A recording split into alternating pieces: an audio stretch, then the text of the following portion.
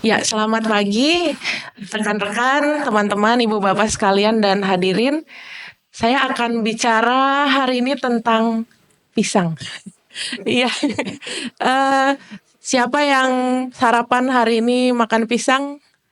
Saya baru saja panen pisang dari Atmajaya di BSD itu kita punya kebun ya, urban farming. Di situ saya tanam pisang mas sama pisang Ambon kuning. Itu rajin banget berbuahnya. Nah, pisang itu ya buat orang Indonesia lekat sekali ya dengan kehidupan sehari-hari. Kemudian saya punya anak nih, punya anak eh, makan pisang waktu MPASI pertama kali. Pisangnya dikerok. Itu kayaknya kalian juga mungkin waktu pertama kali makan pendamping ASI itu menggunakan pisang ya. Gitu. Kemudian kita lihat lagi yang menggunakan pisang itu saya suka ini banana split. Pisangnya dibelah terus dikasih es krim Neapolitan ya, yang strawberry, vanilla, coklat. Itu enak banget. Dan ternyata pisang itu kita nggak cuman manfaatkan buahnya saja ya, tapi dari daunnya juga. Kalau saya pergi ke pasar mau masak tempe nih, saya pasti pilihnya tempe yang dibalutnya oleh daun pisang, bukan yang dengan dengan plastik. Kalau kata orang bioteknologi, di lembaran daun pisang itu banyak kawan-kawan ternik yang bisa membantu fermentasi sehingga tempenya lebih enak dan lebih bergizi. Nah, kemudian saya punya saudara juga di Bali. Untuk upacara-upacara keagamaan selain menggunakan buah pisang, mereka juga menggunakan daun pisang untuk menaruh sesajen. Nah, masalahnya kalian pernah menyadari nggak sih bahwa pisang itu suatu saat bisa punah loh. Pisang itu bisa punah. Ini saya nggak main-main ya. Jadi betul pisang itu bisa punah. Akibat apa? Jadi ada suatu penyakit nih. Ada suatu penyakit yang disebabkan oleh jamur. Saya bawa kalian, ibu bapak dan rekan-rekan sekalian ke daerah Kuba di Panama. Waktu itu kebun pisangnya rusak gitu ya, hancur semua. Kenapa? Karena ada satu jamur namanya fusarium. Nah, jamur fusarium itu mewabah sekali sehingga petani pun sudah tidak bisa menanam pisang lagi gitu. Dan sampai sekarang para ilmuwan berusaha mencari cara bagaimana supaya pisang itu tidak punah dan masih bisa kita nikmati sampai generasi-generasi selanjutnya. Nah, si jamur fusarium itu kalau dia sudah menyerang pisang, pisangnya akan mengalami layu. Kenapa? Karena jamurnya akan tumbuh, akan hidup di saluran yang membawa nutrisi dari dalam tanah ke si tanamannya. Seperti yang kalian lihat di sini, ya batangnya itu jadi coklat, itu sudah sakit gitu ya. Ibaratnya kalau saluran air nih, kalau tersumbat, itu kan airnya nggak bisa naik ya, nutrisi yang ada di tanah itu nggak bisa diserap oleh tanaman pisang dan akhirnya sayang sekali dia harus jadi layu gitu ya. Nah selanjutnya saya mau ceritakan dulu nih bagaimana sih suatu makhluk hidup pisang itu bisa sakit. Jadi ada 3 komponennya seperti dalam segitiga ini ya. Jadi yang pertama itu tentu saja harus ada pisangnya. Kemudian harus ada lingkungan yang mendukung dan harus ada si penyakitnya. Nah masalahnya si penyakit itu, si jamur fusarium tadi, dia senang tinggal di daerah tropis. Pisang itu justru tumbuh di daerah tropis yang hangat dan lembab gitu ya. Ya kalau lingkungan bisa kita apain lagi ya, kita nggak mungkin mengubah musim gitu ya. Jadi ada yang mencoba menghilangkan si jamurnya. Contohnya adalah dengan dibakar. Jadi lahan yang tumbuh pisang itu bakar semua. Tapi ternyata si jamur ini dia tuh punya satu cara berkembang biak, dia bikin selubung yang sangat kuat, sehingga dia bisa bertahan bahkan sampai 30 tahun.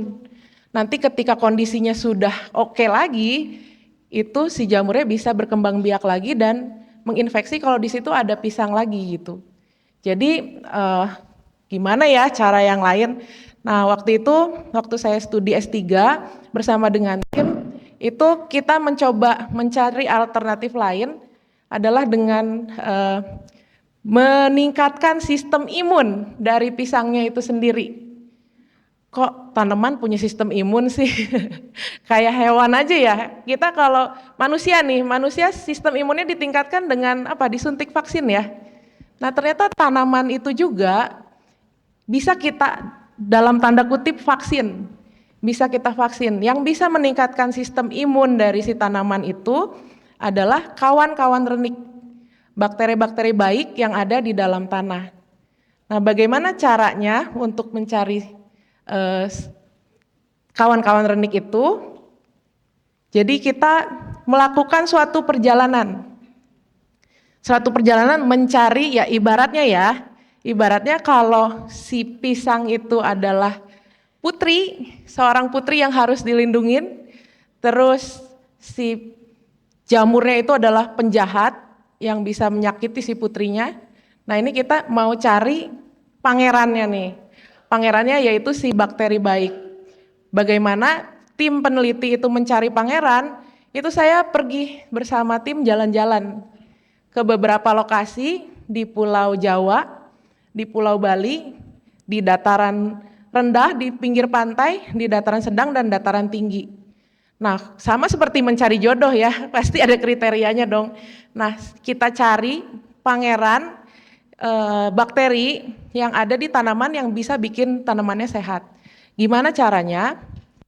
Jadi kami mencari lokasi-lokasi yang ditumbuhi oleh pisang yang di situ tuh ada yang sakit. Pisangnya ada yang sakit ya. Tapi di tempat yang pisang yang sakit itu, kok bisa ada yang sehat sih gitu. Jadi kita beranggapan mungkin di pisang yang sehat itu ada kawan-kawan renik yang membantu untuk dia bisa bertahan ketika diserang oleh penyakit. Nah selanjutnya akhirnya sudah ketemu nih si kawan-kawan reniknya setelah perjalanan panjang itu udah sampling bakteri gitu ya, bakteri dari tanaman. Saya dapatnya banyak loh waktu itu, saya dapat sampai 129 bakteri. Dari 129 itu ibarat kayak ini ya apa, mencari jodoh yang tepat, diseleksi lagi sampai akhirnya saya punya ada 2 bakteri yang paling bagus, kawan-kawan renik yang paling bisa meningkatkan sistem imun dari si tanaman pisang itu. Nah, kalau orang biologi itu melihat sesuatu fenomena itu lihat dari makhluk hidup itu sendiri ya. Dulu waktu saya lihat tanaman ya seperti ini, tanaman itu kan nggak bisa bergerak ya, dia ya udah kalau udah terserang penyakit ya dia nggak mungkin lari dong, ya dia diem aja di situ gitu. Nah tapi ketika saya melakukan penelitian ini, saya melihat ke dalam sel, melihat respon-respon yang terjadi di dalam sel. Ternyata dalam hitungan jam, ketika tanaman itu terkena penyakit, ketika pisang itu terserang, ya ibarat ketika si putri itu diserang sama si penjahat tuh, dia di dalam udah mengalami reaksi ya. Dan ternyata kalau kita lihat dari hasil penelitian, mungkin tabelnya nampak, grafiknya nampak rumit, tapi saya coba buat sederhana. Di bagian yang gak dikasih pangeran, gak ada prince-nya, itu si putri ketika diserang dia tuh panik ya. Jadi kalau di situ lihat grafiknya tuh tinggi-tinggi. Terus itu di grafik yang kedua itu jam ke-24. Jadi tinggi banget tapi akhirnya ngedrop. Beda kalau misalnya si putrinya itu dibantuin sama si pangeran. Ibarat pangerannya itu bisa ngasih tahu gitu. Kalau nanti kamu terserang ini, kamu bisa melakukan strategi seperti yang saya beritahukan gitu ya. Jadi si tanaman itu kalau sudah dikasih bakteri yang baik tersebut, dia bisa lebih fokus. Dia bisa menghasilkan senjata-senjata yang lebih cocok. Jadi nggak semua dikeluarin. Waktu saya diskusi sama pembimbing saya, itu yang kalau nggak ada pangerannya tuh ibaratnya kayak udah panik, pistol dikeluarin, panah dikeluarin, pedang dikeluarin, pasukan berkuda dikeluarin gitu ya. Tapi kalau yang sudah diberikan bakteri baik, si pangeran itu, nah si putrinya, jadi dia udah lebih fokus. Misalnya dia menghasilkan senyawa-senyawa, menghasilkan zat yang bikin dinding sel si tanamannya lebih kuat. Dia menghasilkan zat-zat yang bisa melawan si penyakitnya, si penjahatnya, si fusarium itu. Nah ternyata ya itu, di dalam sel itu ternyata luar biasa sekali ya. Yang kecil-kecil, orang biotek itu memang lihatnya kecil-kecil, yang mini-mini, yang nggak terlihat oleh mata, hanya bisa dilihat dengan iman dan instrumentasi yang khusus ya tentunya. Nah, akhir kata sih saya mau cerita ya bahwa dari penelitian ini, itu saya tutup dengan satu quote mungkin ya. Jadi perhaps without endophyte itu bakteri si pangeran tadi ya, bakteri yang ada di dalam tumbuhan, land plants may never be evolved. Jadi mungkin kalau nggak ada si kawan-kawan renik itu, tanaman tuh nggak bisa tumbuh di daerah yang sulit, di daerah yang kering, di daerah yang rawan banjir gitu ya. Dan and be able to inhabit various ecological niches gitu. Jadi ya itulah, kadang kita tidak menyadari di sekitar kita itu ada kawan-kawan renik yang membantu kita untuk bisa bertahan. Kalau saya sebutkan di kisah sebelumnya, si putri, pangeran, dan penjahat itu dalam tanaman pisang, itu berlaku juga buat semua makhluk hidup. Teman-teman yang bekerja di bidang peternakan, biasanya menambahkan probiotik ke dalam pakan ternaknya atau kepada unggas. Dan kita juga nggak jauh-jauh, kadang kita mengkonsumsi juga probiotik ya. Minuman probiotik, kemudian Indonesia itu kaya sekali dengan makanan fermentasi, itu mengandung banyak probiotik juga. Ternyata si kawan-kawan renik itu membantu melindungi kita dari bakteri-bakteri yang jahat, dari mikroorganisme lain yang jahat. Jadi nggak melulu bakteri itu mengerikan, nggak melulu jamur itu jahat. Jadi kita juga tahu bahwa ada kawan-kawan renik yang ada di sekitar kita. Jadi kalau nanti kalian pulang, jangan lupa siramilah tanaman-tanaman kalian dengan pupuk hayati. Kemudian habis ini bisa minum minuman probiotik, makan tempe, makan tape, dan lain sebagainya. Dan kita bisa bertahan untuk menjadi manusia yang sehat dan bahagia. Mungkin itu saja dari saya. Terima kasih.